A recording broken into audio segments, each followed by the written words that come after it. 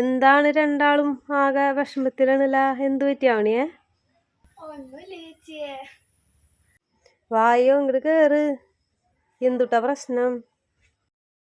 അതെ, ഞാനിപ്പോ ഇങ്ങോട്ട് ചേച്ചിയുടെ അടുത്തേക്ക് വരികയായിരുന്നു. അപ്പൊ വഴിയില് വെച്ച് ആ രാജി ചേച്ചിനെ കണ്ടപ്പോ ആ ചേച്ചി പറയാ എങ്ങോട്ടങ്ങനെ വണ്ണം വെച്ച് വെച്ച് പോണത് 6-ലായിട്ടുള്ള. അപ്പൊ നീ വലുതാവുമ്പോ ഇനി അങ്ങനെ ഇരിക്കും. അത് കേട്ടപ്പോ ഭയങ്കര ഫീലായി ചേച്ചി. ആ ചേച്ചിയുടെ അറിവില്ലായ്മ കൊണ്ടല്ലേ അവണിയെ? വേറെ ആരും അങ്ങനെ പറയില്ല കേട്ടാ. പിന്നെ എത്ര പേരുന്ന് ചോദിക്കണം. അങ്ങനെ പറയുമ്പോ അവണിക്ക് എന്തുട്ടാ തോന്നാ? എനിക്ക് എല്ലാരും തോന്നും ഭയങ്കര വിഷമാവും. മറ്റുള്ളവരുടെ വാക്ക് കേട്ട് വിഷമിച്ച് നമ്മുടെ സന്തോഷം എന്തിനാ അവണി കളയണേ? ആവണിക്കറിയാലോ ആവണി എന്ത് പിടിക്കാന്നുള്ള കാര്യം. അവർക്കറിയില്ലല്ലോ. നമ്മുടെ രൂപം മാത്രം കണ്ട് പലരും പലതും പറയും നമ്മളെ പറ്റി. ചക്കീനെ കുറിച്ച് ആരെങ്കിലും വല്ലതും പറഞ്ഞിട്ടുണ്ടോ? എന്തുട്ടാ പറയാറ്? ആര് ചേച്ചില്ലേ, ആ ചേച്ചിയുടെ മോള് എന്റെ ക്ലാസ്സിലാ പഠിക്കണേ.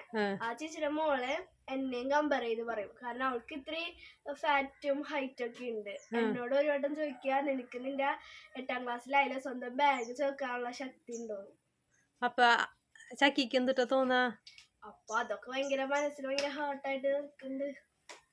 എന്നാ പിന്നെ ആ ചേച്ചിനോട് വന്നിട്ട് ആ വേഗം ഒന്ന് പിടിച്ചു തരാൻ പറയണ്ടേ ചക്കിയെ? അങ്ങനൊന്നും ആ സമയത്ത് പറയാനുള്ള ഇതൊന്നും ഉണ്ടാവില്ല. പലർക്ക് ഈ ബോഡി ഷെയിം ചെയ്യുമ്പേ ഓപ്പോസിറ്റ് ഉള്ള ആളുടെ വിഷമം കാണാനായിട്ട് പറ്റില്ല. അതാ കുഴപ്പം. കിച്ചുവിന് അങ്ങനത്തെ വല്ല ബുദ്ധിമുട്ടുണ്ടായിട്ടുണ്ടാ? എന്തുട്ടാ കിച്ചുവിന് ഉണ്ടായിരിക്കണ ബുദ്ധിമുട്ട്? ഈ പല്ല് കണ്ടിട്ടാ? കളിയാക്കും. എന്തൊന്നും പറഞ്ഞ്? പല്ലാന്ന് വിളിച്ച്. അത് നമുക്ക് ശരിയാക്കി എടുക്കാട്ടാ. അത് കാരണം കൊണ്ട് ഞാനിപ്പോ അധികം ചിരിക്കാറില്ല അമ്മ. ആയുവിന് എന്തെങ്കിലും പറഞ്ഞ ആരെങ്കിലും കളിയാക്കാറുണ്ടാ?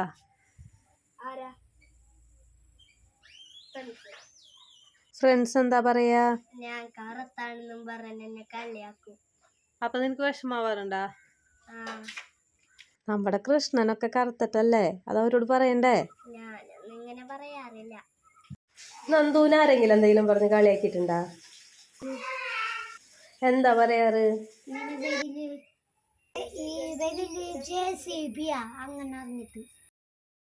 അപ്പൊ മോന് വിഷമാവോ?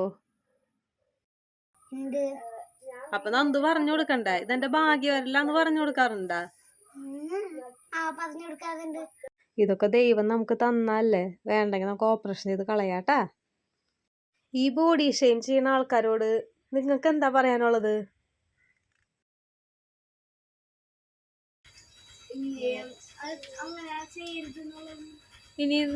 ഇനി വലുതാവുമ്പോ നിങ്ങൾ ആരെങ്കിലും ബോഡി ഷെയിം ചെയ്യോ? നിങ്ങൾക്ക് അത്രയും വിഷമായിട്ടുണ്ട്? അമ്മേനെ കുറ്റം പറയുമ്പോ അമ്മയ്ക്ക് വിഷമാവണത് ഞാൻ കാണാറുണ്ട് ട്ടാ.